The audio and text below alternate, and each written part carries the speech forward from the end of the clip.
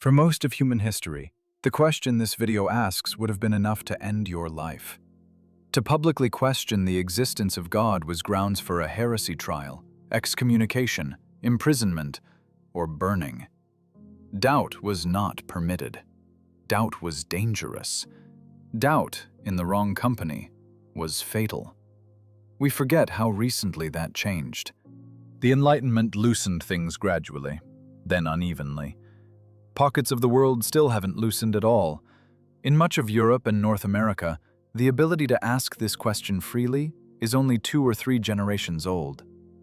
So let's use that freedom, not to attack, not to defend, just to ask. Where did the idea of God actually come from? What problem was it solving? And what happened to us once we had it? When life gets uncertain or painful, people look for something stable to hold on to, something that doesn't shift when everything else does. God has always been one of those things, probably the oldest one. Nobody sat down one afternoon and decided to invent God. It didn't work like that. For most of human prehistory, people lived in small groups, tribes, bands, extended families. The anthropologist Robin Dunbar calculated that 150 is roughly the limit of what a human brain can manage socially. Everyone you know well, everyone whose reputation you can read, everyone you'd trust or distrust based on direct experience. About 150 people.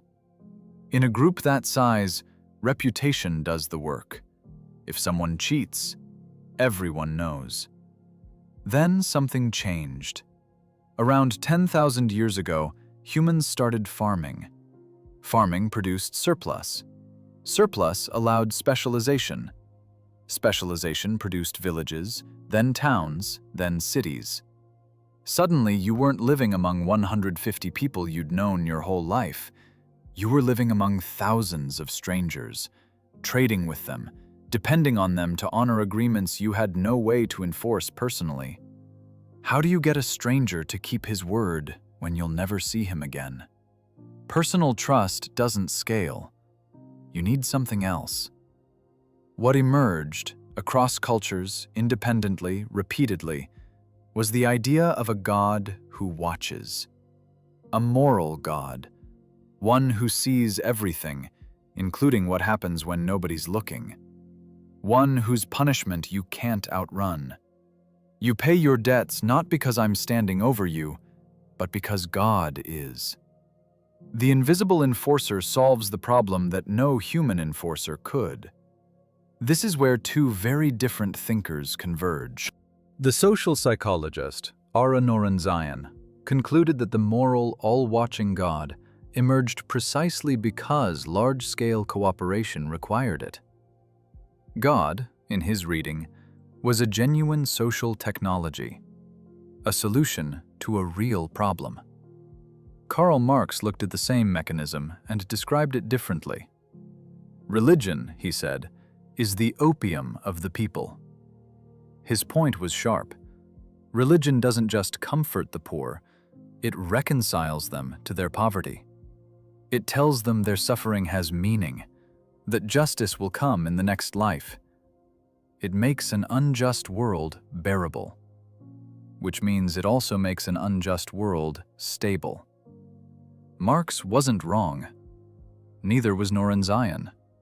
Both things are true at the same time.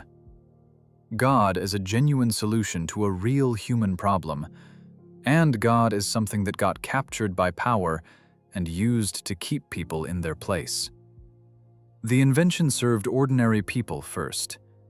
Then it became very useful to rulers. Then, for a very long time, questioning it could get you killed. What Norenzayan found was a correlation so consistent it's hard to dismiss. As societies grow larger, their gods become more moralistic.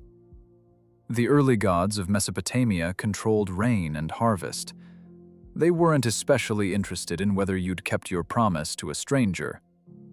Then cities grew, trade routes extended, and gods changed with the societies.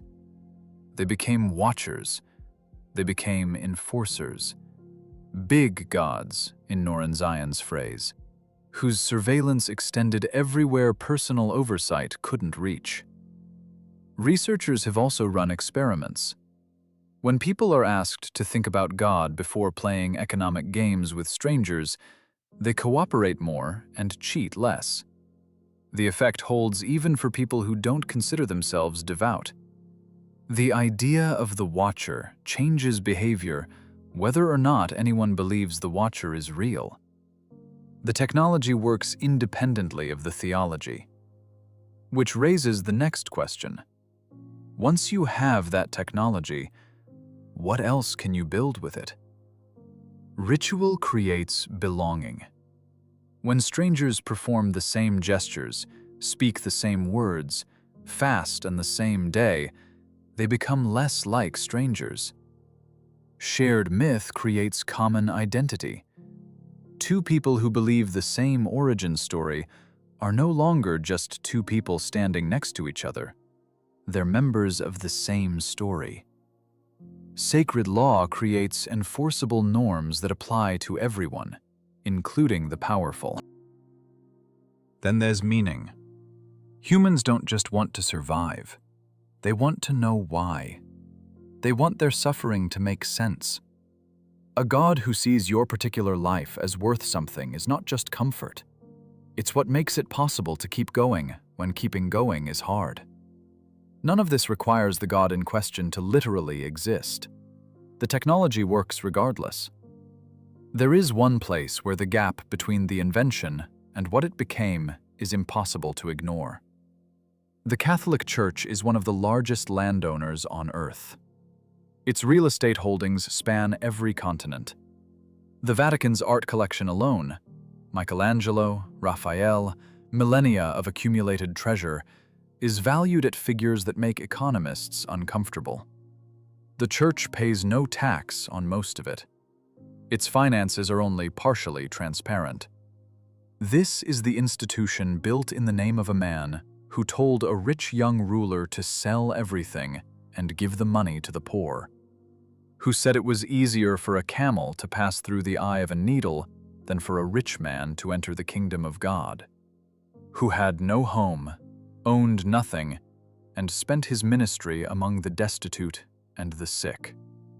The distance between that man and the institution built in his name is one of the largest contradictions in Western history. Constantine adopted Christianity as the religion of the Roman Empire in the 4th century. What had been a movement of the poor became the official faith of the most powerful state in the world. Land followed. Wealth followed. The church that Marx watched in the 19th century, presiding over the misery of industrial Europe, counseling patience and obedience, was the endpoint of a process that began when power recognized how useful this invention could be. None of this disproves God. It says something about institutions, and about what happens when a tool for managing power gets powerful enough to need managing itself. There are people for whom none of this lands as loss. They looked at the evidence, or simply looked at themselves, and found they couldn't believe. Not wouldn't, couldn't. Belief isn't a decision. For atheists and agnostics, God isn't a rejected option. It's just a door that doesn't open. What they give up is real. Think of the person who, when something goes wrong, a diagnosis, a loss, a night that won't end, kneels down and prays. A mother who prays when her child is sick isn't being naive. She's doing something that works, that steadies her, connects her to something beyond her own fear, and gets her through the night. When depression hits, the believer has somewhere to turn that isn't themselves. They can pray. They can hand it over. The atheist has no such option. The instruction is, pull yourself together, which you do, but you do it alone, and there's no ceremony for it. What atheists and agnostics build instead are different anchors. Faith in people, in work, in reason, in the ordinary texture of being alive. These hold real weight, but they require more maintenance, because none of them are infinite, and all of them can be taken away. This is probably why so many non-believers end up describing themselves as spiritual, why meditation has spread beyond Buddhism, why yoga studios fill on Sunday mornings. The need that religion answers doesn't disappear when the religion does. It finds another container. The honest version of atheism isn't the absence of faith. It's faith redistributed. On good days, that's enough. On bad days, you notice what's missing. Not God, exactly. The thing God was standing in for. The philosopher Dennett described religion as a natural phenomenon, something that grew out of human nature the way language did, the way music did. Not handed down from above, but generated from below, by creatures who needed it. The uncomfortable implication isn't that God is false. It's that the need God answers is genuine and not going away, and that we haven't found many other things that answer it as completely.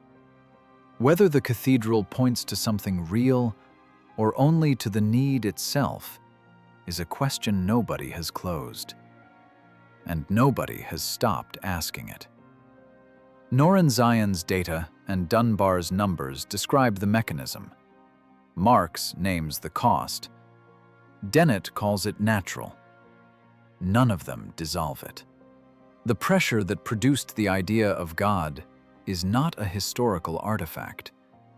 It's present now, in the same forms it's always taken, looking for the same thing it's always looked for. What you do with that is, as it has always been, entirely up to you.